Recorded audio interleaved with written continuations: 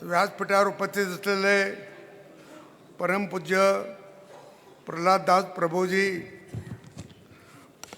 परमपूज्य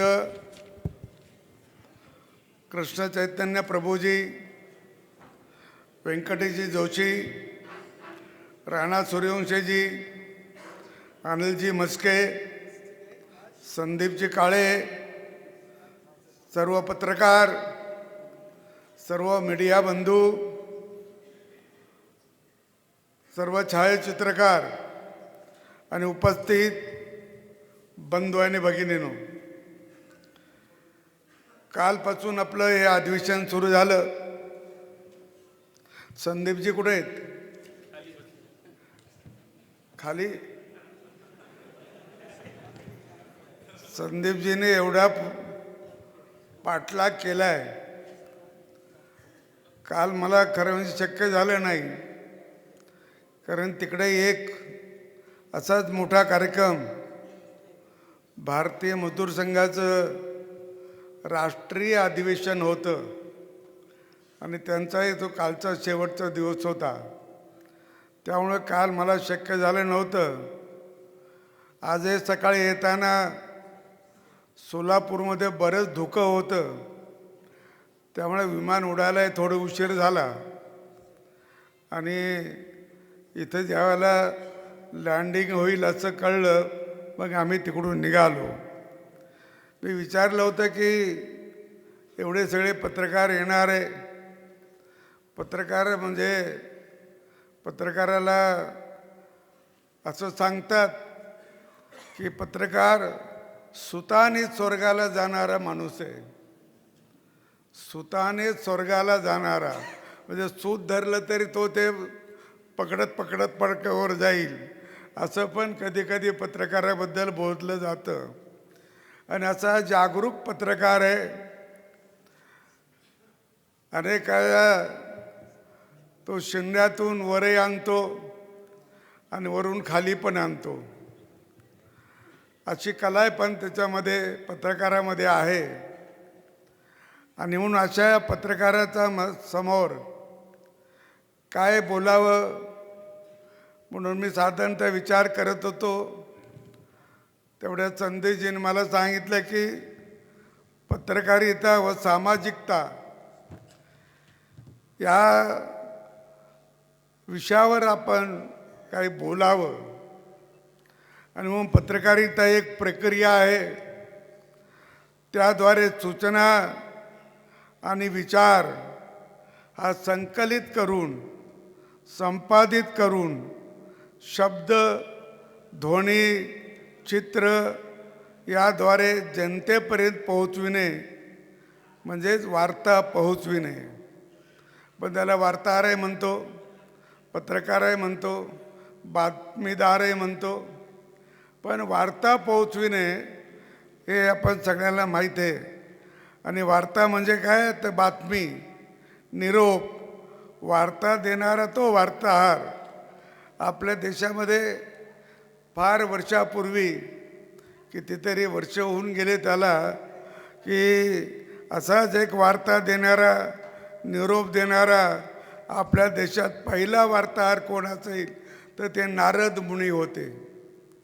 नारद मुनी हे माहीत होते की आपण ते कुठेही कोणासमोर जायचे, नारायण नारायण म्हणायचे, त्याला काहीतरी सांगायचं, त्याची बातमी घेऊन दुसरीकडे जाऊन कोणाच्या समोर नारायण नारायण म्हणून ती बातमी त्याला द्यायचे.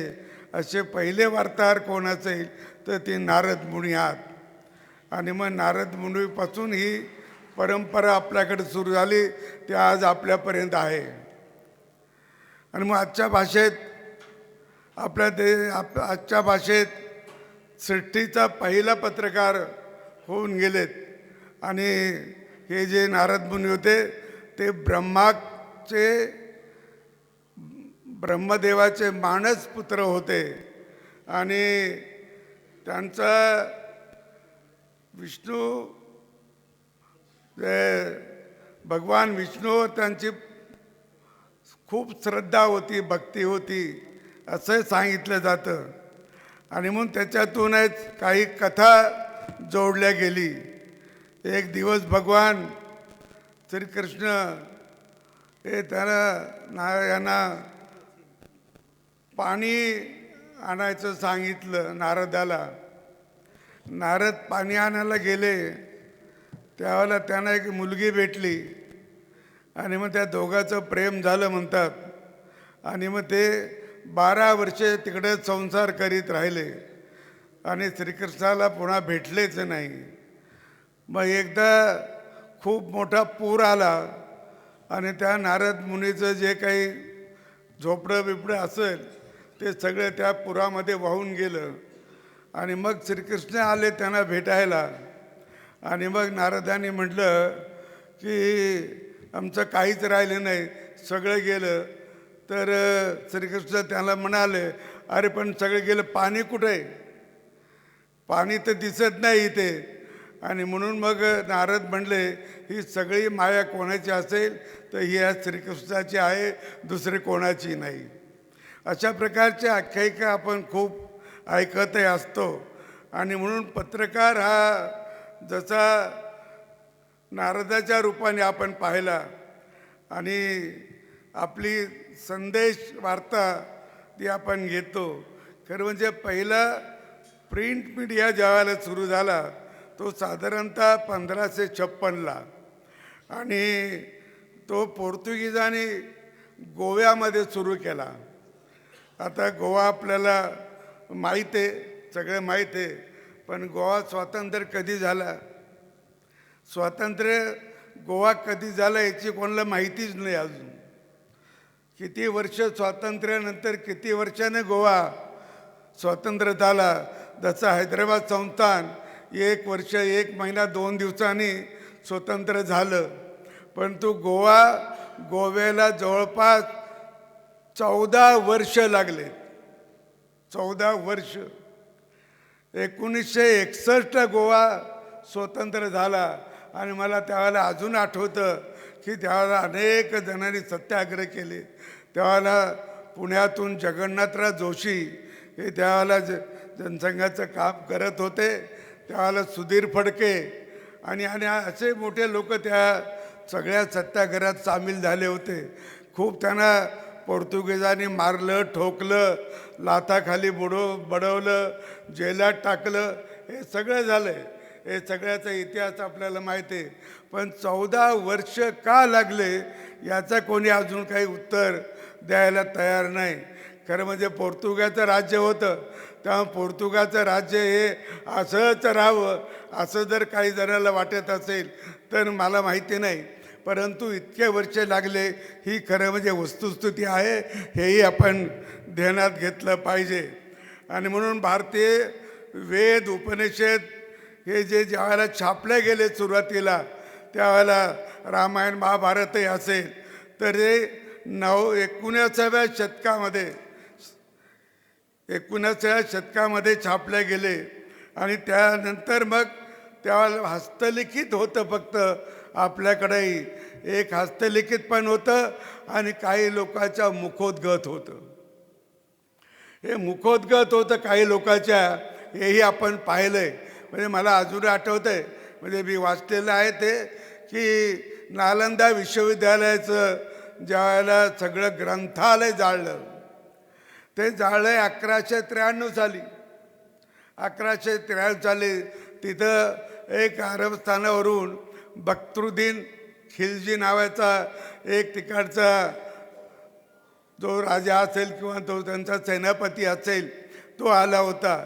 तिथं तो आजारी पडला त्या नालंदा विश्वविद्यालयामध्येच्या परिसरामध्ये. आणि मग त्याच्याबरोबर जे सोबती होते त्याचे सहकारी होते ते गावात हिंडत होते किंवा कोणी इथं वैद्य आहे का, कोणी डॉक्टर आहे का, तर आमच्या या खिलजींना ताप आला आहे, त्याचा आणखी काही आजार आला आहे तर त्यासाठी औषध पाहिजे. तर कोणीतरी त्यांना सांगितलं एका जणांनी की नालंदा विश्वविद्यालय आहे, तिथं आयुर्वेदाचे जे आयुर्वेदाचारी आहे त्यांना तुम्ही भेटा आणि त्यांना तुम्ही भेटले की ते तुम्हाला नक्की औषध देतील, त्यांना बरं करतील. मग बख्तरुद्दीन खिलजीचे लोक त्या आयुर्वेदाचार्य जे होते त्यांच्याकडे गेले आणि त्यानं म्हटलं की अशी अशी स्थिती आहे, जरा तुम्ही आमच्याबरोबर चला आणि त्यांना बख्तरुद्दीन खिलजीला बघा. ते आले, त्यांनी नाडी परीक्षा केली आणि सांगितलं मी याला औषध देतो म्हणून. पण बख्तरुद्दीन खिलजी म्हणलं की मी अशा काफराचं औषध घेणार नाही, हे काफर लोक आहे, मी त्याचं औषध घेणार नाही.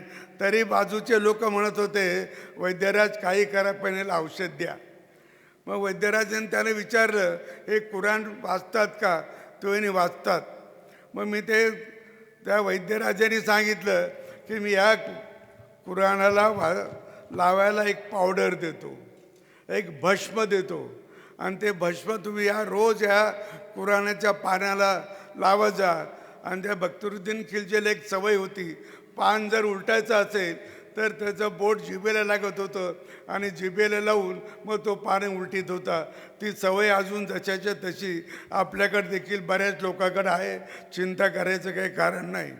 आणि म्हणून तो तसं करत करत गेला, तो वाचत गेला, पानं उलटत गेला, जिभेला बोट लावत गेला, आणि त्या पानाला जे भस्म लागलेलं होतं त्या हळूहळू त्याच्या पोटात गेलं, आणि पोटात गेल्यावर तो बरा झाला. तो बरा झाल्यानंतर तो म्हटला अरे एवढी मोठी विद्या आपल्या देशात नाही, एवढी मोठी विद्या आपल्या देशात नाही, ही जाळून टाका. आणि मग तिथं त्या लोकांनी, त्या बख्तरुद्दीन खिलजीच्या लोकांनी ते विश्वविद्यालयाचं ग्रंथालय होतं ते जाळलं. 3 महिने जवळपास ते ग्रंथालय जळत होतं. तेव्हा काही लोक म्हणले ठीक आहे, पुस्तकातलं गेलं, आमच्या डोक्यात तर आहे, पुस्तकातलं गेलं असेल आमच्या डोक्यात आहे, आणि डोक्यात असल्यामुळे आम्ही ते पुन्हा लोकांना सांगू, लिहून काढू वगैरे वगैरे. तसं आपल्या पत्रकाराचं पण ध्यान असतं. पत्रकार देखील वर्षानुवर्ष ज्या वेळेला पत्रकारिता करतो त्यावेळेला त्याच्याकडे असे जुने मुद्दे पण बरेच असतात. म्हणजे 10-20 वर्षाच्या निवडणुकीतलं कोण कोणाचा पराभूत झाला हे सामान्य माणसाला सांगता येतं नाही.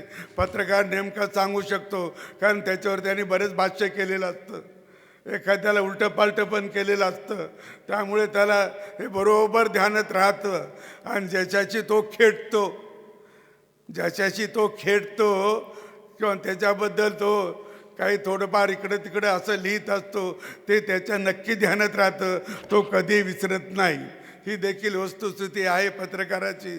आणि म्हणून मग जे जसं मुखोद्गत होतं लोकांच्या, जसं हस्तलिखित होतं ते तसं छापायला नंतर 19व्या शताब्दीमध्ये ते छापणं सुरू झालं. आणि तेव्हापासून आपण आपल्याकडे पुस्तकं वाचतोय. मला जे काही वाचण्यात आलं किंवा माहिती मिळाली ती अशी की वेदाचे जे 4 वेद आहे ते साताऱ्याला, आता साताऱ्याचे पत्रकार पण होते, साताऱ्याला श्रीपाद दामोदर सातवळेकर यांनी 4 वेदाचं संहितेचं प्रकाशन केलेलं आहे. आपल्याला आठवत असेल, पण मी वाचलं म्हणून आपल्याला सांगतोय. आणि म्हणून हा पत्रकार हा व्यक्ती जो आहे तो पत्रकारिता ही जी आहे ही तसा एक व्यवसाय पण आहे. पत्रकारिता व्यवसाय पण आहे. आणि म्हणून हा व्यवसाय वर्तमानपत्राला छापण्यासाठी लागणारं मटेरियल तो पुरवत असतो. म्हणून तसं तो एक व्यवसाय देखील त्याचा असू शकतो. अशा प्रकारचं काम हा आमचा पत्रकार बंधू नेहमी करत असतो. पत्रकारितेमध्ये विचार स्वातंत्र्य आहे, लेखन स्वातंत्र्य आहे. पण या विचार स्वातंत्र्याचं आणि लेखन स्वातंत्र्याचं जे काही याच्यामध्ये आपल्या घटनेमध्ये जे काही आपल्याला दिलेले आहे त्याच्याही पुढे आपण गेलो आहे. त्याच्यात जे विचार स्वातंत्र्य आणि लेखन स्वातंत्र्य म्हणलेलं आहे ते असंच आहे की तुम्हाला तुमचं मुक्तपणे लिहिता येईल, मुक्तपणे तुम्हाला बोलता येईल, मुक्तपणे भाषण करता येईल. पण याचा अर्थ असा नाही कोणाला काहीही बोलावं, कोणाला काही शिव्या द्याव्यात, कोणाचा काही पान उतारा करावा, कोणाचं काही अपमान करावा, असा त्याचा अर्थ होत नाही. पण आता तेच चालू आहे. आता तर तेच चालू आहे, सगळीकडे आपण बघतोय आता तेच चालू आहे. आणि म्हणून त्या स्वातंत्र्याचा जो काही आपण अर्थ काढला किंवा अर्थ लावतो तो अर्थ तसा नाही, तर तो केवळ तुम्हाला तुमचं मनसोक्त विचार मांडता यावेत. ते कोणाला पटो ना पटो, पण तुम्हाला तुमचे विचार मुक्तपणे लिहिता आले पाहिजे, वाचता आले पाहिजे आणि लोकांपर्यंत नेऊन सांगितले पाहिजे. लोकांना कळेल की हा विचार बरोबर आहे का चूक आहे, हा विचार योग्य आहे का अयोग्य आहे, हा विचार आपण स्वीकारा का न स्वीकारा, हे लोकांना कळेल. आणि त्यामुळे तुम्हाला लिहायला, वाचायला, बोलायला कुठल्या प्रकारची बंदी नाही. पण त्याचा अर्थ असा आहे की ते लोकांवर तुम्ही सोडा, पण कोणाला वाईट बोलणं आणि कोणाचा अपमान करणं हा त्याचा अर्थ नाही. तेव्हा ही शब्दसंपदा आहे आणि शब्दसंपदा जरा जपून वापरली पाहिजे, विचारपूर्वक वापरली पाहिजे. आपल्या शब्दाचा वेगळा अर्थ काढून कोणाला काही वाईट वाटेल, कोणाचा अपमान होईल किंवा कोणाचा आणखी तो त्याच्यामध्ये फार दुःखी होईल असं कुठलेही शब्द वापरू नये. लोकांना अनेक जणांनी सांगितलं आहे की आपला शब्द वाया जाऊ नये. याचा अर्थ काय की आपला शब्द लोकांनी स्वीकारलं पाहिजे, आपलं वाक्य लोकांनी स्वीकारलं पाहिजे, आपलं मत लोकांनी स्वीकारलं पाहिजे. आपले विचार लोकांनी जर स्वीकारायचे असतील तर ते चांगल्या प्रकारे शब्दबद्ध करता आले पाहिजे, चांगल्या प्रकारे वाक्य रूपात करता आले पाहिजे. आणि असं असेल तर लोक त्याचा स्वीकार करतात.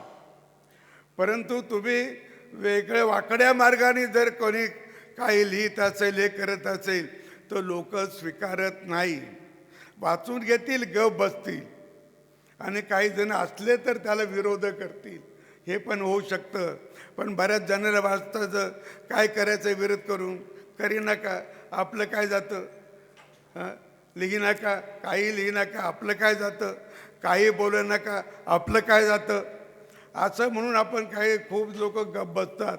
आणि मग असं बोलणाऱ्याला किंवा असं काही सांगणाऱ्याला, असा लोकांचा अपमान करण्याला एक प्रकारचं उदाहरण पण येतं. लोक काही म्हणत नाही, लोक विरोध करत नाही, मग आपण काही शिव्या दिलं तरी चालतं, लोक टाळ्या वाजवतातच. आणि म्हणून त्यांनाही उत्साह येतो करण्यामध्ये, पण तो फार काळ टिकणार नाही. आणि आपल्या या देशाची जी काही सभ्यता आहे, ही सभ्यता आपण पाळली पाहिजे, ही सभ्यता आपण जोपासली पाहिजे. आणि म्हणूनच मला या शब्दाचा अर्थही लक्षात येतो. आणि वृत्तपत्राला किती सतर्क राहावं लागतं. मला काही उदाहरणं पण माहीत आहे. महत्त्वाचं एक उदाहरण आपल्याला आठवत असेल का, 1966 साली लालबहादूर शास्त्री यांचा रशियामध्ये तास्कनमध्ये त्यांचा मृत्यू झाला. आता मृत्यू कसा झाला, काय झालं याच्यामध्ये तुम्ही खूप ऐकलं असेल. पण असं सांगतात की त्यांच्याजवळ काही ठेवलेलं नव्हतं. रात्री त्यांचा जो बरोबर स्वयंपाकी गेला होता त्याला स्वयंपाक करू दिला नाही.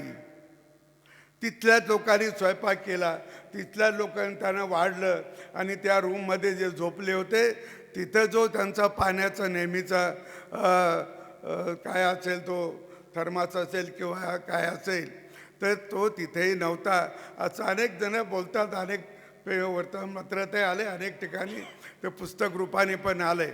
आणि म्हणून ते तसं त्यांचं निधन फार उशिरा लक्षात आलं. आणि मग इकडे आपल्याकडे काही माहितीच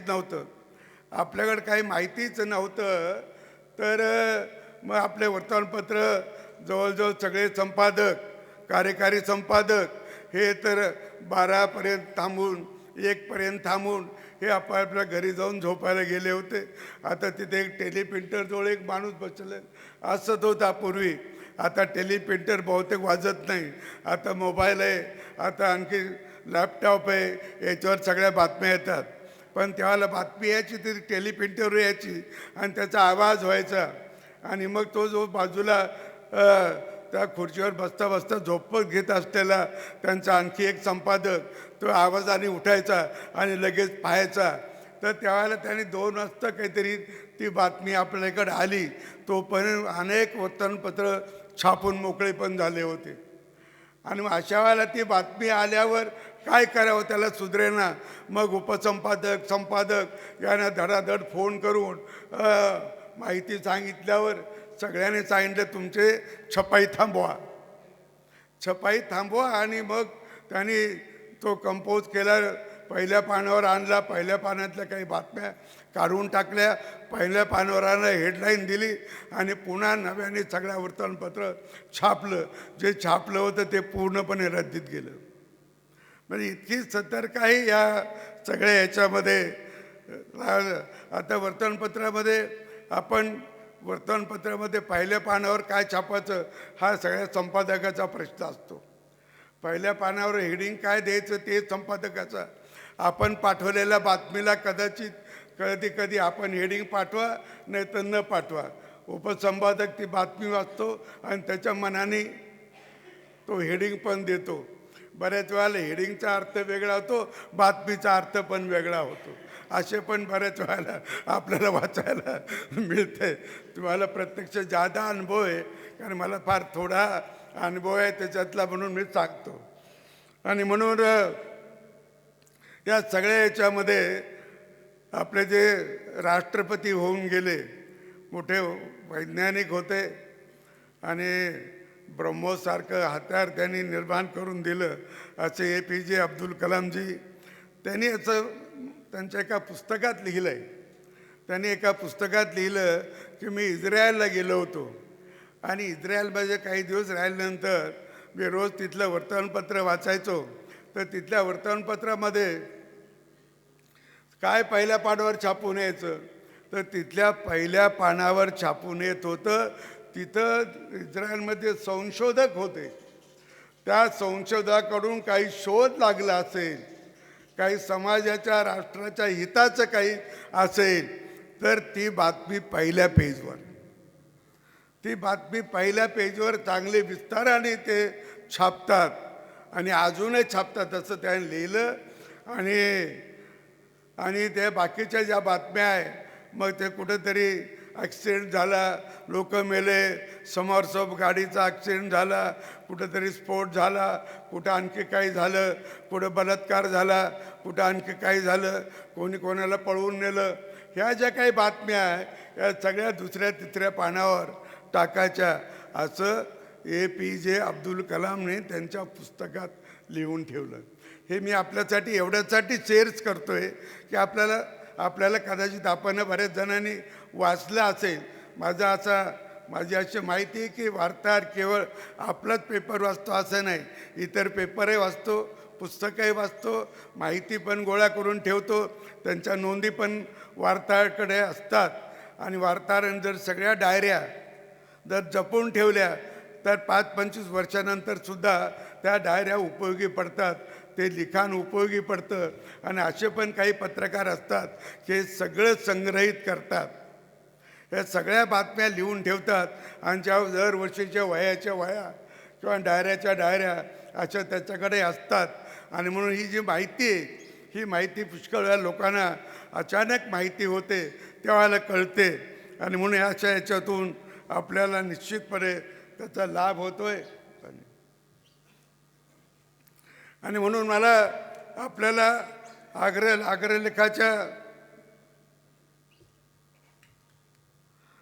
अग्रलेखातून विचाराची स्पष्टता पण आपलं वर्तमानपत्र करत असतात. पण मला काही वर्तमानपत्राच्या बऱ्याच वर्षापासून मी हे वर्तमानपत्र वाचतो आहे, तेव्हा मला काही वर्तमानपत्राचे चांगले भांडणं मी पण वाचलेत, विशेषतः मराठा आणि मार्मिक. आता तुम्ही ऐकून असाल बरेच जण, कारण तुम्ही कोणी त्यावेळेला नसाल, पण इतक्या आधीचे ते झाले. मराठा आणि मार्मिकचं जे काही भांडण चालायचं ते प्रचंड असं इतक्या खालच्या पातळीवर जाऊन चालायचं. एकीकडे आत्रे, एकीकडे बाळासाहेब ठाकरे. आत्रे आणि बाळासाहेब ठाकरेंचं खूप मोठं भांडणही आपण त्याचं पाहिलं. दुसरं एक झगडा मला माहीत आहे, ते भांडण ते नागपूरचं, म्हणजे लोकमत आणि नागपूर पत्रिका. नागपूर पत्रिका नाही,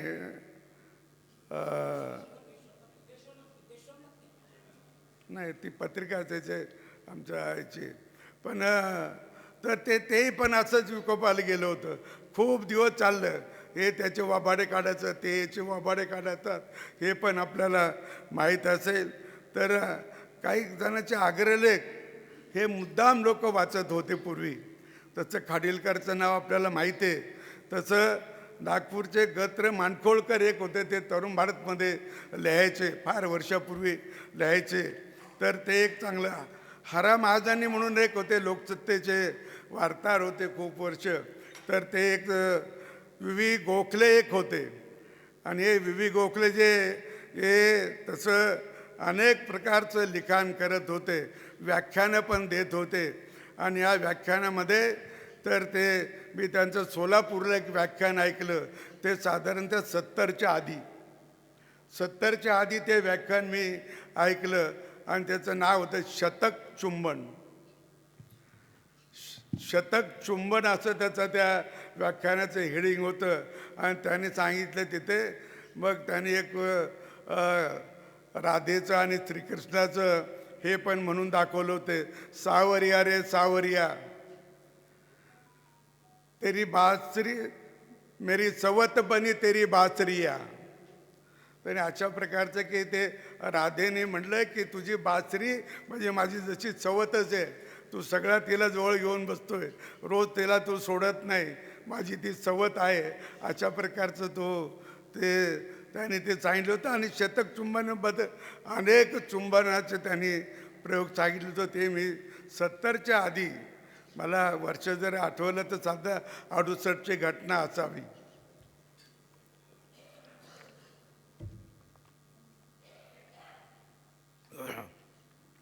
आणि म्हणून पत्रकारांचे विचार वेगवेगळे असू शकतात. एखाद्या पक्षाच्या विचाराला विरोध असू शकतो, पण देशाच्या प्रतिष्ठेला कुठे गालबोट लागेल या सगळ्या याच्यामध्ये असं कुठलंही आपण करत नाही आणि करू नये असं मला वाटतं. आता हे झालं पत्रकारिता संबंधीचं. दुसरं आहे की सामाजिकता म्हणजे काय. तर सामाजिकता, आपला समाज माहीत आहे, जे आपण बसतो तो सगळा समाजाचे, आपला सगळा समाज आहे. आणि म्हणून त्याचा एकत्रित व्यवहार, समाजाचा भाव, त्याचा एकत्रित व्यवहार, परस्पर बांधिलकी, एक दुसऱ्याला मदत करण्याचा विचार, समाजाची सभ्यता, नैतिक मूल्य आणि मानव समाज एकत्रित राहणे, एकमेकाच्या गरजा भागवणे, सभ्य माणसाची सामाजिकता आपल्या देशामध्ये होती. आता आपल्या देशामध्ये ही सभ्यता जी होती ती अनेक लोकांनी अनुकरली. म्हणजे आपली संस्कृती ही बुडवासाठी खूप लोकांनी प्रयत्न केला. आपली संस्कृती बुडालेली नाही. जगातल्या काही संस्कृत्या बुडाल्या, पण भारतीय संस्कृती बुडाली नाही. वास्तविक भारतीय संस्कृती बुडवण्यासाठी, भारतीय विचार हा नाहीसा करण्यासाठी, देवधर्मावरची तुमची निष्ठा तुम्ही सोडली पाहिजे या विचाराने अनेक जणांनी आक्रमण केली, तसा प्रयत्न केला. परंतु आपली संस्कृती काही आपल्यापासून वेगळी होऊ शकली नाही. त्याचं अनेक कारणं आहेत. त्याचं कारण आहे की काही जणांनी लिहून ठेवलं आहे. आता इकडे पश्चिमेचा एक चांगला लेखक आहे, इतिहासकार, एक कवी आहे, मॅक्स मुलर नावाचा एक लेखक आहे. आणि त्यांनी जे त्याच्या पुस्तकात लिहून ठेवलं आहे मॅक्स मुलरने, आणि तो उतारा पंडित जवाहरलाल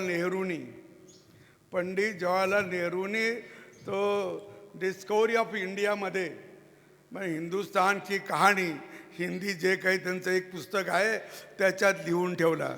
त्याच्यामध्ये त्यांनी कोट केला तो मॅक्स मुलरचा मुद्दा. पंडित नेहरूने आपल्या पुस्तकात कोट केला तो मॅक्स मुलर असं म्हणतो की मला भारताबद्दल एक कुतूहल वाटतं, भारताबद्दल एक आश्चर्य वाटतं, भारताच्या समाजाबद्दल मला एक नवल वाटतं की अजूनही त्या समाजावर त्या 2 पुस्तकाचा पगडा आहे. ते 2 पुस्तक म्हणजे एक रामायण आणि दुसरं महाभारत. रामायण आणि महाभारताचा पगडा या तुमच्या भारतीय लोकांवर अजून आहे. हजारो वर्ष होऊन गेले त्या पुस्तकाला, परंतु तो पगडा आजही आहे. याचं मला आश्चर्य वाटतं. आणि हे मॅक्स मुलरने लिहिलं आहे. पश्चिमेचा तो लेखक आहे आणि पंडित जवाहरलाल नेहरू त्यांच्या पुस्तकामध्ये त्याचा मुद्दाम संदर्भ दिला आहे. अनेक संदर्भ असतील त्याच्यात. आणि म्हणून आपल्याकडे एक 1605 साली म्हणजे आपला समाज कसा होता, इथे आपण कसे होतो भारतात, आपले पूर्वज कसे राहत होते आणि आत्ता कसे राहतात, याचा जर आपल्याला ताळमेळ बसवायचा असेल, याचं जर आपल्याला संगती लावायची असेल आणि ते चित्र आणि आजचं चित्र आपल्याला स्मरण करायचं असेल, तर आपल्याला जरूर ते सगळे पुस्तकातले जे उतारे आहे ते आपण ध्यानात ठेवले पाहिजे, वाचले पाहिजे. 1605 साली चिनी सम्राट याकंती त्याचं नाव होतं, तो भारतात आला होता आणि भारतीयाबद्दल त्याने लिहून ठेवलं आहे. त्यांनी सांगितलं की भारतीय सत्यनिष्ठ आहे, भारतीय लोक आहे सत्यनिष्ठ आहे. हे त्यांनी लिहून ठेवलं त्या चीनच्या सम्राटाने. दुसरं एक आपल्याला माहीत आहे की अबुल फजल, आपण ऐकलं असेल नाव. अबुल फजल यांनी अकबरनामा लिहिला आहे. अकबरनामा जो अबुल फजलने लिहिला आहे, पण अकबरनाम्यामध्ये जोधा आणि अकबर याचं म्हणजे ते जोधा ही राजपुताची आहे असं आणि त्याचं लग्न झालं असं कुठेही अकबरनाम्यात नाही, कुठे नाही. आता अकबरनामा तर त्याच्यानंतर लिहिलं गेलं ना, पण तरी त्याच्यात नाही. तरी आमच्याकडे आज लिहिलं जातं, त्याच्यावर चित्रपटही निघतो, त्याच्यावर लोक आणखी काही करतात, हे सगळं चालू आहे. आता वस्तुस्थिती सांगतो. हे म्हणजे त्याला लोकांनी कसं ते जुळवलं ते बघा. खरं म्हणजे तिथे जेव्हा भारमल नावाचे एक राजे होऊन गेले, भारमल, भरतपूर वगैरे त्या भागातले ते राजे होऊन गेले भारमल, आणि त्यांचं लग्न झालं. त्यावेळेला त्यांचं लग्न झालं त्यावेळेला त्यांच्याबरोबर लग्नाच्या बरोबर एक दासी आली. लग्नाच्या बरोबर एक दासी आली. कारण पूर्वी राजे महाराजाच्या लग्नाच्या बरोबर एक दासी पाठवत होते, कारण त्या जी मुलगी ज्या घरात जाईल तिला मदत करायला, तिचं सगळं करायला अशी दासी पाठवायची प्रथा होती. आणि मग ती दासी जी आली ती पर्शियन होती. पर्शियन ती जाती होती. पर्शियन म्हणजे सगळी गोरीपान वगैरे असणारे, सांगायची गरज नाही. तिच्याबरोबर एक छोटी मुलगी आली होती. त्या पर्शियन बाईबरोबर तिची छोटी मुलगी आली होती आणि ती या राजपुताच्या घरात राहिली, या भारमल राजाच्या घरात राहिली. आणि त्यामुळे तिचे सगळे संस्कार जे राजपुताचे सगळे तिच्यावर पडले आणि तिने आत्मसात केले. सगळे त्योहार असू द्या, सणवार असू द्या, सगळे असू द्या, चालीरीती असू द्या, हे सगळे तिने आत्मसात केलेल्या होत्या. आणि मग आता तिचं लग्न करायचं तर कोणीतरी मोठ्या माणसाशी केलं पाहिजे असं भारमलला वाटलं. आणि मग भारमल हा अकबराचा मांडलिकच होता. अकबराचं हे त्यांनी स्वीकारलं होतं भारमलनी. आणि मग त्याने अकबराला पटवलं आणि त्या मुलीचं लग्न लावून दिलं. ती राजपुताची नव्हती, ती पर्शियन होती. आणि कन्यादान हे या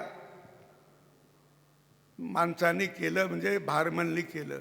आता कन्यादान कोणी करू शकतं, कन्यादान कोणी करू शकतं, वरिष्ठ माणसं, गावातला एखादा प्रमुख माणूससुद्धा करू शकतो. असं ते लग्न झालं. पण आपल्याकडे त्या सगळ्या राजपुतांना मान खाली घालवायची वेळ यावी म्हणून हे सगळं पुढं लांबवलं. हाय पण इतिहास आहे. तो जो अकबरनामा लिहिलेला जो होता तो अफजल फजल, तो म्हणतो हिंदू सत्य के प्रशंसक है. तो काय म्हणतो, लिहितो हिंदू सत्य के प्रशंसक आहे, म्हणजे सत्य, खरं, चांगलं, प्रामाणिक, निस्वार्थी, इमानदारी ही सगळी त्या हिंदू लोकात आहे. अफजल फजल म्हणतोय. आणि दुसरा एक चीनी यात्री आपल्याकडे येऊन गेला, त्याचं सगळे नाव आपल्याला माहीत आहे की तो त्याचं ह्युएन सांग, तसं थंग असं नाव आहे शेवटी, ह्युएन थंग. तर तो यात्री आपल्याला त्याच्या आपण बऱ्याच वेळेला त्याचं वाचलंही असेल. तर तो आला आणि त्याने पण लिहून ठेवलंय, भारत के लोगों में स्पष्टता और ईमानदारी है. काय लिहिलं त्याने? भारत के लोगों में स्पष्टता और ईमानदारी है. आता अरविंद घोष आपल्याला माहिती आहे, फार मोठे क्रांतिकारी पण होते आणि फार महर्षी पण होते. महर्षी अरविंद घोष यांनी त्यांच्या पुस्तकात लिहून ठेवलं आणि त्या पुस्तकातला संदर्भ पंडित जवाहरलाल नेहरूने आपल्या त्या हिंदुस्तान की कहाणी या पुस्तकात टाकला. काय म्हणलं अरविंद घोषांनी?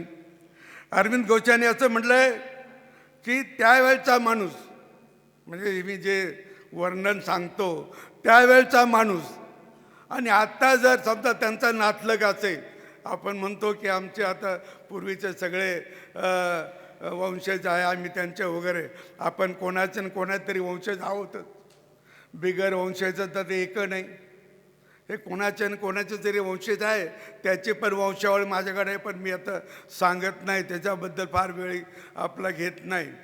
पण तो म्हणतो की म्हणजे महर्षी म्हणतात अरविंद घोष की त्यावेळचा एखादा माणूस आला आणि आपल्या समोर बसला, समोरासमोर दोन्हीकडे दोन खुर्च्या टाकून एकमेकाच्या समोर, तर तो माणूस म्हणेल की ज्या 10 भागापैकी 10 गोष्टीपैकी 9 तुझ्यातून गायब झाल्या, एकच राहिली.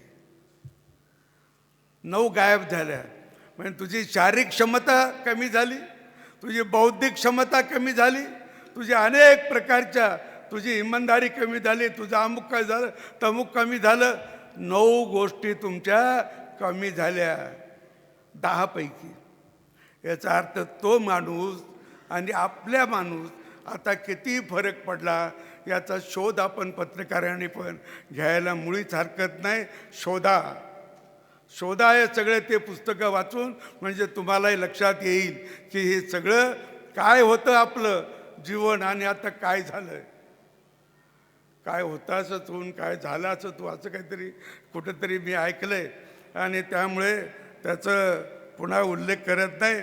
समाज पत्रकारांना, जसं पत्रकारांना नाव ठेवतो, राजकीय नेत्यांना नाव ठेवतो, ही माणसं येतात कुठून? आता ठीक आहे, आता ही गोष्ट नक्की आहे की कोणी कोणाला तरी विरोध करत असतो, कोणी कोणाला ते नाव ठेवत असतो.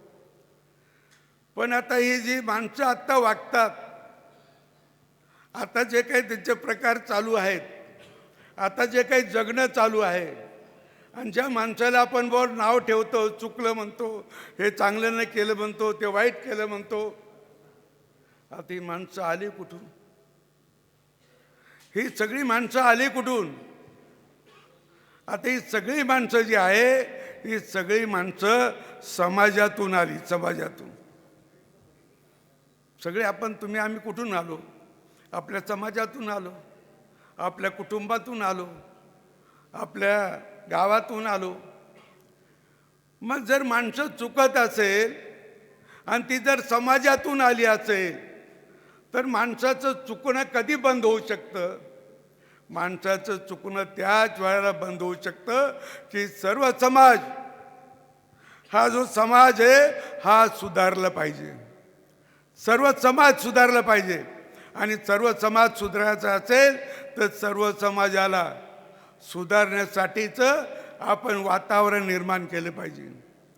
हळूहळू आपल्याला त्या दिशेने जायचं असेल, आमचा सगळा समाज चांगला घडवायचा असेल, चांगला समाज व्हावा असं आपल्याला वाटत असेल, तर पहिलीच्या विद्यार्थ्यापासून तर कॉलेजच्या विद्यार्थ्यापर्यंत, युनिव्हर्सिटीच्या विद्यार्थ्यापर्यंत तुम्हाला त्याला असे त्याच्या मनामध्ये अशा प्रकारचे गुण, सद्गुण निर्माण केलेच पाहिजे. सद्गुण निर्माण केलेच पाहिजे. आज आपण बिघडलो का? तर बिघडलं असेल तर सुधारायला वाव आहे ना. आणि शेवटी माणसं जर सुधारली नाही तर कोण सुधरेल? कारण प्राण्यामध्ये सगळ्यात अक्कलवान माणूस कोण असेल तर मानव. कुठल्या प्राण्यामध्ये जसं जिवंत असतो त्याच्यात सगळ्यात अक्कलवान माणूस कोण असेल ते आपण आहोत. माणूस आहे. आणि माणसाला एक कळतं, बिघडणं कळतं, सुधारणं कळतं. दोन्ही गोष्टी जर त्याला कळत असेल तर आपला समाज सुधारला पाहिजे. आणि समाज सुधारायचा असेल तर ज्याला ज्याला वाटतं समाज सुधारला पाहिजे त्यांनी आपल्यापासून प्रयत्न केले पाहिजे. त्याला आपल्यापासून प्रयत्न करणार आहात की नाही कोणी? का तो बिघडला मी पण बिघडलो, तो बिघडला मी पण बिघडलो, ते तशी वागतात मी तरी काय करू? मग तेच म्हणतात चाल तिकडं. मग म्हणून गेलो तिकडं. मग त्याने त्याचं व्यसन होतं ते मलाही लागलं, कारण मी त्याचा मित्र होतो. जर मला व्यसन नव्हतं आणि मी व्यसन करणाऱ्याच्या बरोबर गेलो तर आपण त्याला सुधारायचं का त्याचं आपण बिघडायचं? बरेच जण बिघडतात, त्याला सुधारायचा प्रयत्न करा ना. ही मानसिकता ठेवा की मी व्यसन करत नाही, पण मी कोणाने कोणातरी व्यसनी माणसाचं व्यसन मुक्त करील. समाजातल्या ज्या काही अशा वाईट गोष्टी घडतात त्या सगळ्या त्याच्यापासून सुद्धा समाज मुक्त होऊ शकतो. आणि म्हणून या सगळ्या गोष्टीचा आपल्याला विचार करायचा असेल तर समाजाला सुधारण्यासाठी शाळापासून प्रयत्न केला पाहिजे. आणि आपली जी शिक्षण पद्धती आहे, भारतीय शिक्षण पद्धती आहे, ही भारतीय शिक्षण पद्धती कधीपासून बदलली? आपला भारत कसा होता? आणखी एक दोन उदाहरण सांगतो. आपला भारत कसा होता?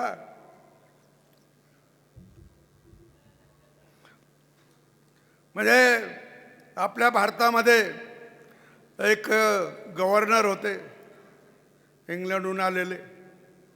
त्याचं नाव होतं लॉर्ड थॉमस मॅकॉलो. मॅकॉलोनी आपली शिक्षण पद्धती दिली बघा, हे ध्यानात ठेवा. आणि मॅकॉलोने लंडनमध्ये गव्हर्नरच्या समोर एक भाषण केलंय 2 फेब्रुवारी 1835. 2 फेब्रुवारी 1835. आणि तो मॅकॉलो काय म्हणतो? भारताला आपण फार काळ आपला गुलाम ठेवणार नाही. भारताला आपला गुलाम आपण फार काळ ठेवू शकणार नाही. त्याचं कारण त्यांनी सांगितलं की भारतामध्ये नैतिकता जादा आहे. नैतिकता. ते शिकलेले नसतील पण नैतिक मूल्य त्यांच्यात फार आहे. प्रामाणिकपणा आहे, इमानदारी आहे, एक दुसऱ्याला मदत करायची भावना आहे, सहकार्याने राहतात, देवधर्माला मानतात. असा समाज आहे तो नैतिक मूल्याच्या आधारावर जगतोय. त्याला आपण फार काळ आपला गुलाम नाही बनू शकत. फार काळ तो आपला गुलाम राहील असं नाही. मग त्याला जर आपला गुलामच ठेवायचा असेल, त्याला आपला गुलाम ठेवायचा असेल तर त्याची जी संस्कृती आहे, त्याची जी संस्कृती आहे, परंपरा आहे, ती मुळासकट उखडली पाहिजे. मुळासकट उखडून टाकली पाहिजे. आणि त्यांना नवी शिक्षण पद्धती दिली पाहिजे. नवी शिक्षण पद्धती. आणि मग नवी शिक्षण पद्धतीत काय आलं? त्यावेळेला आपल्याकडे जे गुरुकुल होते की जे मुलं त्या जंगलात जाऊन शिकत होते, ती सगळं बंद करून टाकली. इंग्रजाच्या गॅजेटमध्ये आजही तुम्हाला वाचायला मिळेल की भारतात जेवढे गुरुकुल होते तेवढ्या शाळा इंग्लंडमध्ये नव्हत्या. हे त्यांनीच लिहून ठेवलंय, त्यांनीच लिहून ठेवलंय हे. आणि त्यामुळे भारतात जर इतक्या प्रकारे अशा प्रकारे शिक्षण देत होते आणि ते शिक्षण सगळ्या अर्थाने गुरुकुलमधलं शिक्षण म्हणजे पूर्ण शिक्षण, पूर्ण शिक्षण म्हणजे कुठल्याही विषयावर तो बोलू शकतो इतकं शिक्षण. आरोग्यावर बोलू शकतो, कौशल्यावर बोलू शकतो, आणखी कशावर बोलू शकतो. अशा प्रकारचं शिक्षण त्याला मिळत होतं. नाही तर पूर्वी हजारो वर्षापूर्वीचे मंदिरं तुम्ही बघा, हजारो वर्षाच्या मंदिरं तुम्ही बघा, ते आजही किती नक्षीदार आहे आणि आज ते कसे जोडलेले ते अजून जिवंत आहे, अजून ते चांगले आहे. कुणीतरी इंजिनिअरिंगचा अभ्यास करूनच त्याला सांगितलं असेल ना. आपल्यासारखं कदाचित त्याला हे नसेल त्यावेळेला, पण त्याला हे तर सगळं कळत होतं की नाही. आणि हे सगळं आपल्याकडे होतं पण आपण ते विसरलो अनेक वर्षाच्या आक्रमणामध्ये. आणि म्हणून त्यांनी 1835-1836 साली जी एक नवी शिक्षण नीती आपल्यावर लादली, त्याच्यामध्ये भारताचं काही शिकवायचं नाही, भारताची परंपरा नाही, भारतामध्ये जे लोक होऊन गेले त्याचा काही नाही, भारताचा इतिहास नाही, भारताचा भूगोल नाही शिकवायचा. केवळ इंग्लंडचा इतिहास शिकवायचा, इंग्लंडचा भूगोल शिकवायचा, इंग्लंडची परंपरा शिकायची. आणि त्यांना भुकेलं राहील असं करायचं. कारण त्यानेच म्हणलं होतं की नैतिकता आणि समृद्धी भारतामध्ये फार आहे. मी भारताच्या सगळ्या कोपऱ्यात हिंडलो, मला कोणी चोर भेटला नाही, मला कोणी भीक मागणारा भेटला नाही. भीक मागणारा भेटला नाही हे मॅकॉलेचं वाक्य आहे. म्हणजे आपल्याकडे समृद्धी होती आणि म्हणून त्याने सांगितलं की यांची समृद्धी, यांची नैतिकता ही सगळी तोडली पाहिजे, तरच त्यांना आपल्याबरोबर राहतील. ते भुकेने मेले तर आपल्याबरोबर राहतील, आपण दिलं तर खातील, अशी अवस्था त्यांची केली पाहिजे असं मॅकॉले म्हणतोय. आणि हे खरं झालं 70-80 वर्षामध्ये. पुढच्या खरं झालं. महात्मा गांधींचं एक भाषण आहे, 23 मार्च 1922, 23 मार्च 1922 महात्मा गांधीचं भाषण आहे. अहमदाबादचं भाषण आहे, कोर्टाच्या समोर केलेलं भाषण आहे. त्या भाषणामुळे त्यांना 6 वर्षाची शिक्षा झाली होती. महात्मा गांधी म्हणतात त्या भाषणात, इंग्रजांनी आमची लूट केली, आमचं सर्वस्व लुटलं, आमचे जे घरेलू उद्योग होते ते सगळे इंग्रजांनी बंद पाडले.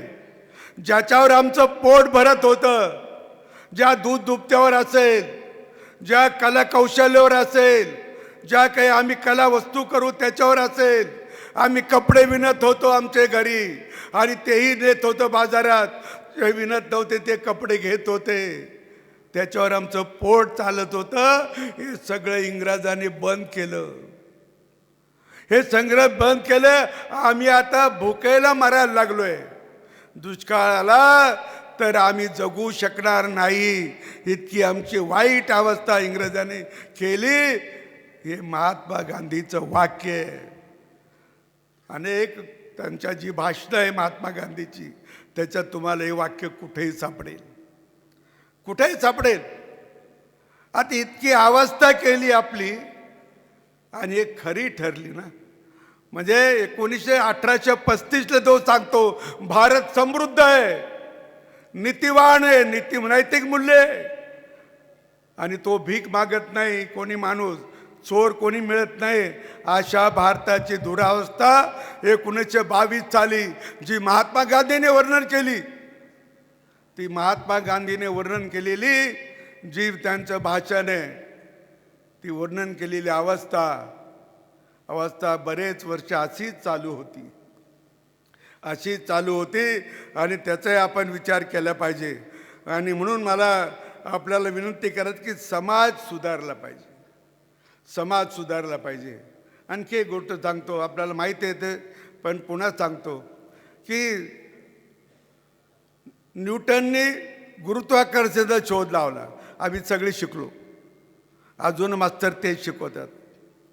पण न्यूटनने लावला तो 1630 साली, साधारणतः आकडा आहे माझा.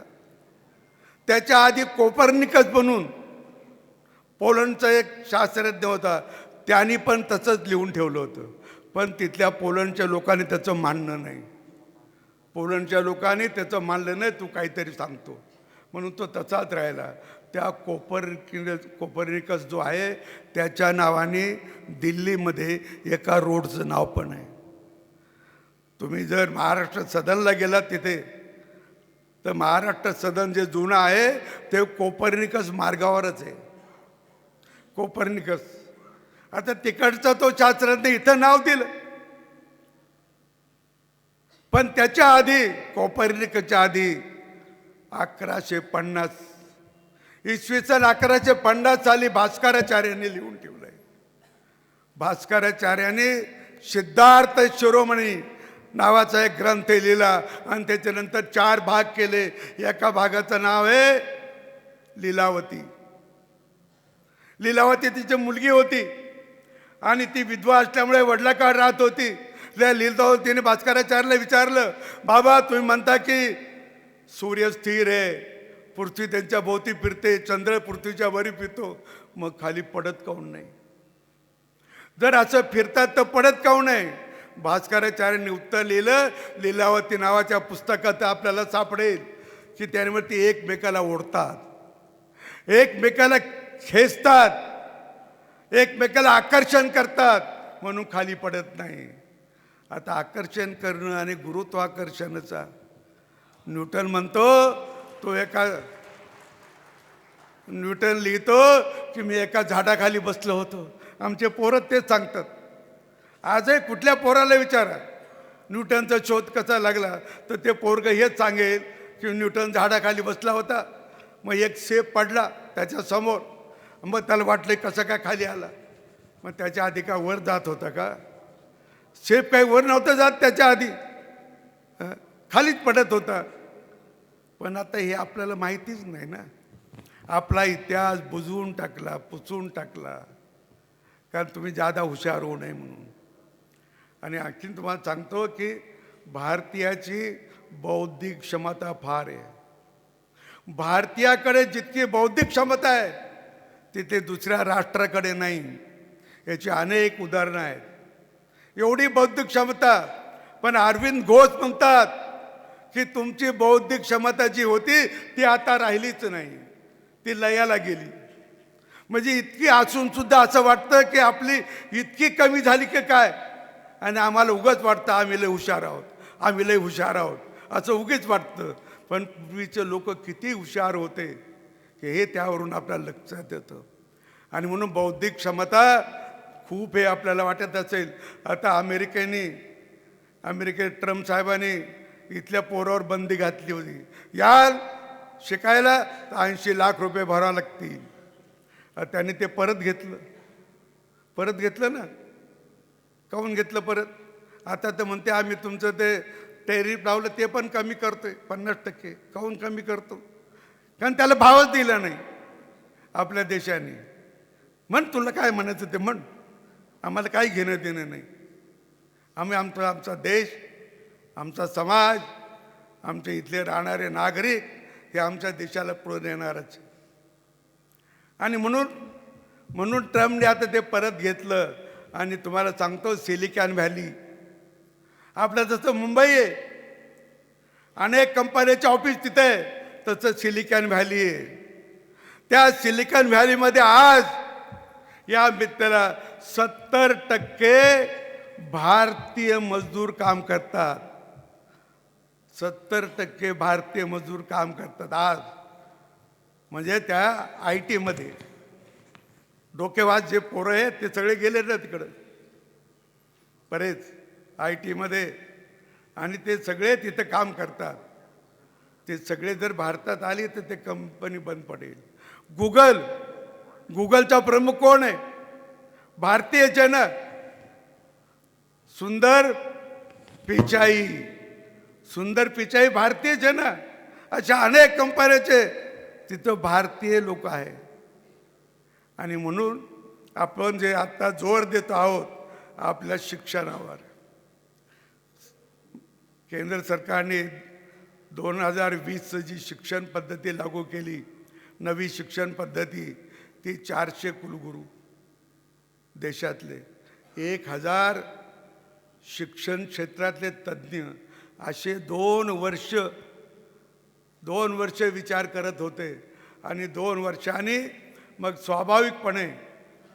स्वाभाविकपणे त्यांनी ते सगळं प्रारूप तयार केलं आणि त्याची घोषणा 1920 झाली. आता ते वयाच्या 3ऱ्या वर्षापासून मुलं शाळेत जातील असं शिक्षण द्यायचं धोरण केलं.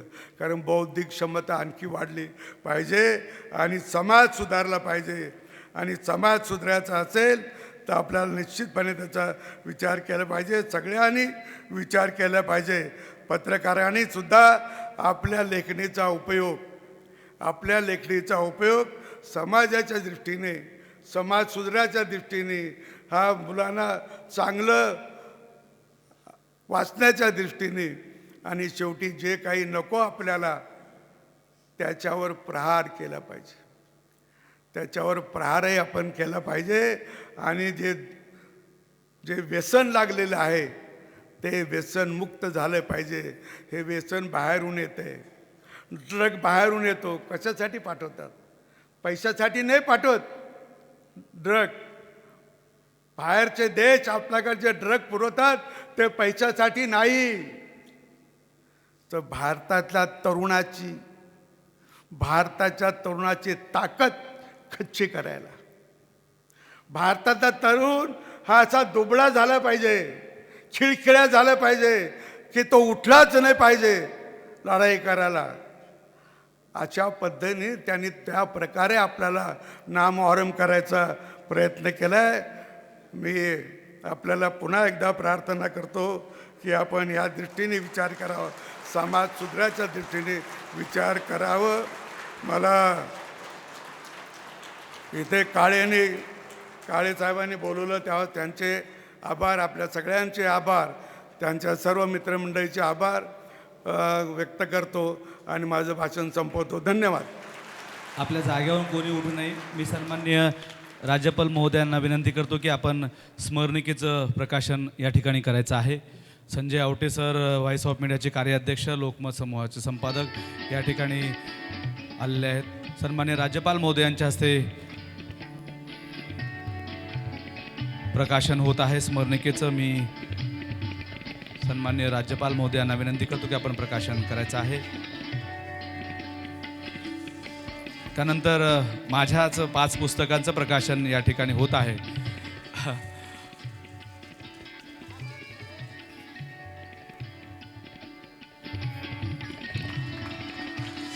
आपण टाळ्याच्या गजरात या ठिकाणी स्वागत करावं. खरं तर त्यांचा राज्यपाल महोदयांचा आदर करावा तेवढा कमी आहे. इतका जिव्हाळा त्यांच्यासमोर आहे. पण त्यांचा चेहरा जेव्हा समोर येतो तेव्हा नाना हे 2 शब्द आपोआप बाहेर पडतात. त्यांचं कारण त्यांचा प्रचंड असलेला ऋणानुबंध, त्यांच्याशी असलेलं नातं. आणि तुमच्यापैकी बहुतांशी जणांना माहीत नाही, त्यांचे पत्रकारांसोबत असलेलं नातं प्रचंड घनिष्ठ होतं. मी संभाजीनगरला असताना मी अनुभवलेलं आहे. त्यांच्यामधला हळवा माणूस, त्यांच्यामधला वेगळं व्यक्तिमत्व, असे आदरणीय हरिभाऊ बागडे सर आपल्याला मार्गदर्शन करण्यासाठी या ठिकाणी आलेले होते. माझ्या 5 पुस्तकांचं प्रकाशन, जे जर्नलिझमवर आधारित पुस्तकं आहेत, त्या पुस्तकाचं प्रकाशन सन्माननीय राज्यपाल महोदय यांच्या हस्ते या ठिकाणी होतं आहे.